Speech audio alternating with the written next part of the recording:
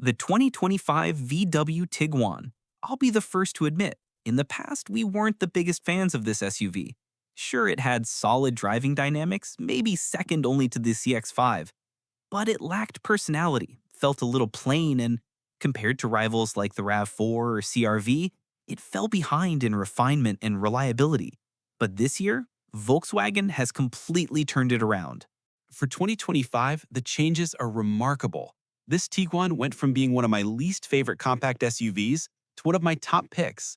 Pricing starts just above $30,000, and adding all-wheel drive tacks on about $2,000. A well-equipped model sits in the mid to high 30K range. Top trims like this SELR line, fully loaded, come in around $40,000.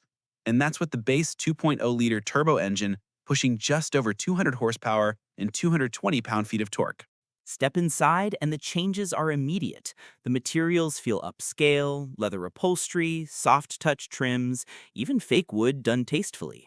You get massaging seats, unheard of in this segment, heated and cooled functions, and a surprisingly strong Harman Kardon sound system. Volkswagen finally fixed the infotainment too. The new touchscreen is large, yes, but at least it's backlit, responsive, and paired with actual physical controls again. You've got a real volume knob and drive mode selector, and thankfully, no more haptic nonsense. Now, yes, the third row is gone, but that's a good thing. You gain more open space, better storage, and easier rear access.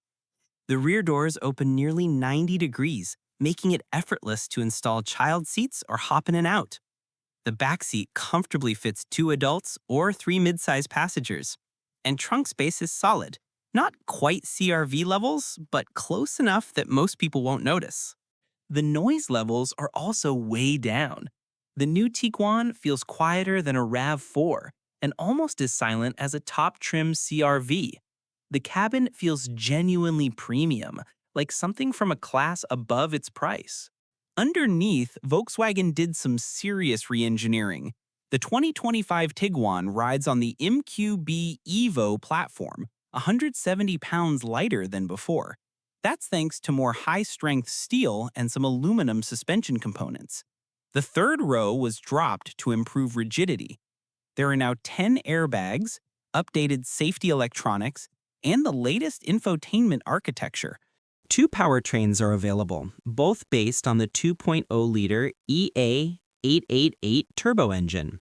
The standard version makes a little over 200 horsepower and 221 pound-feet of torque, paired with the traditional 8-speed automatic, no CVT here. Opt for the higher output variant and you get 67 more horsepower, a new intercooler, upgraded turbo, and stronger internals. The AWD 4Motion version also boosts towing capacity from 1,500 to 1,800 pounds.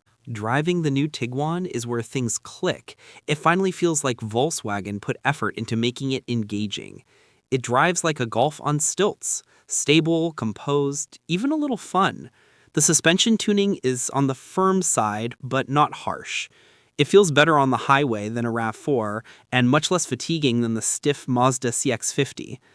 The 8-speed gearbox makes it smoother and less buzzy than CVT rivals.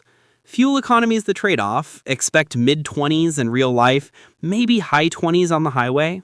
Around town, it's a bit firm. You'll feel sharper bumps. But on longer drives, it settles down nicely. Keep it in sport mode if you want livelier throttle response.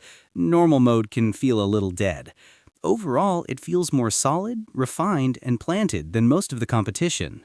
Final thoughts on the 2025 VW Tiguan. Volkswagen has taken a forgettable SUV and turned it into a segment leader.